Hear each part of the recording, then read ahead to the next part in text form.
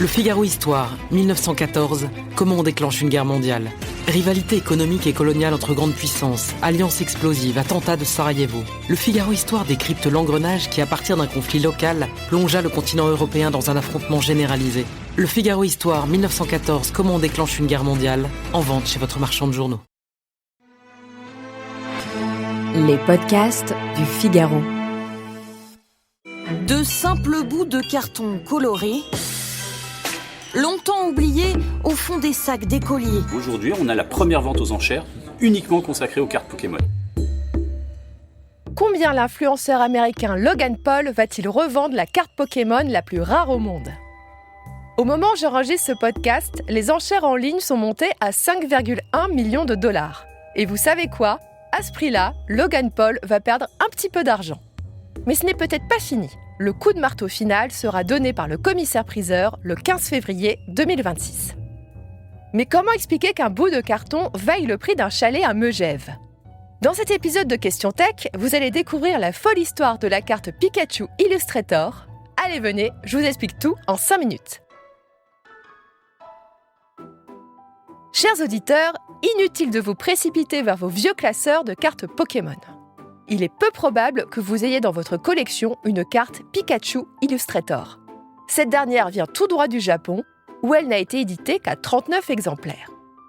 Nous sommes en 1998, 2 ans après la sortie au Japon d'un jeu vidéo révolutionnaire sur la console portable Game Boy. Pocket Monsters, mieux connu sous le nom de Pokémon. Le raz-de-marée dans les cours de récréation est tel qu'un dessin animé est commandé, ainsi qu'un jeu de cartes à collectionner. Oui, celui auquel vos enfants jouent encore aujourd'hui. En 1998 donc, le magazine de publication de manga CoroCoro Comics lance auprès de ses lecteurs un concours de dessin dédié à Pokémon. Les 39 meilleurs dessinateurs recevront en récompense une carte Pokémon exclusive. Vous l'aurez compris, il s'agit de la carte Pikachu Illustrator que l'on pourrait traduire par Pikachu Dessinateur.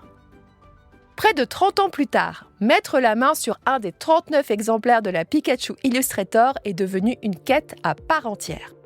Certains exemplaires ont rapidement disparu et ont probablement fini leur vie dans une poubelle.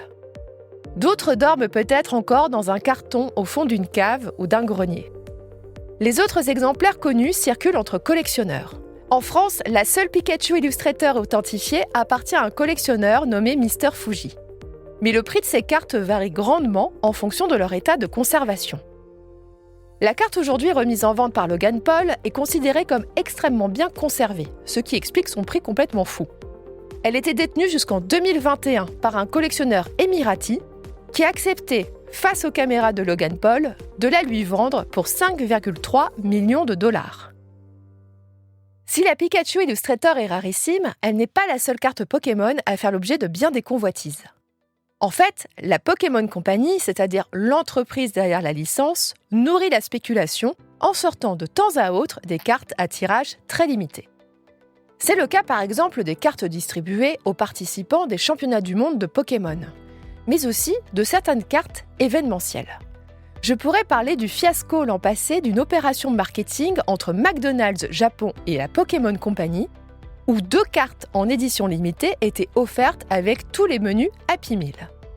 On a alors vu des files immenses devant les magasins de la chaîne, avec des personnes qui achetaient 4, 5, 6, 7, 8, 9, 10 menus Happy Meal, prenaient les cartes et jetaient aussitôt la nourriture.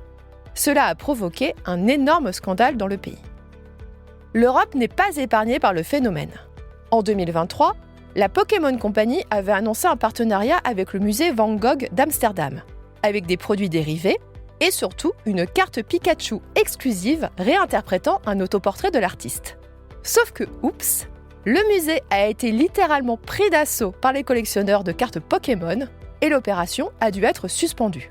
On trouve aujourd'hui ces cartes sur eBay pour en moyenne 500 €. La Pokémon Company a appris de ses erreurs. Elle vient de nouer un autre partenariat avec le Musée d'Histoire Naturelle de Londres, avec là encore à la clé une carte exclusive.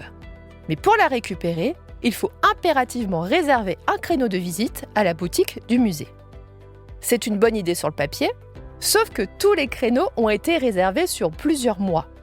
Cela empêche les visiteurs lambda d'aller simplement à la boutique Pokémon du musée. Sans surprise, on retrouve aujourd'hui sur eBay la carte exclusive pour une centaine d'euros, mais aussi tous les autres produits dérivés du musée qui sont revendus au double, voire au triple de leur prix. 30 ans après sa naissance, la folie Pokémon est vraiment loin d'être retombée.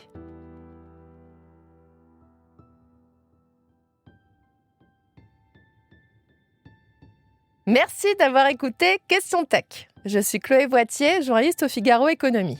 Si cet épisode vous a plu, n'hésitez pas à le partager autour de vous et abonnez-vous au podcast Question Tech pour ne pas rater nos prochaines publications. Vous pouvez retrouver Question Tech sur le site du Figaro, sur Figaro Radio, mais aussi sur Spotify, Deezer, Apple Podcasts ou YouTube. Et n'oubliez pas, dans la tech, il n'y a pas de questions bêtes. À bientôt.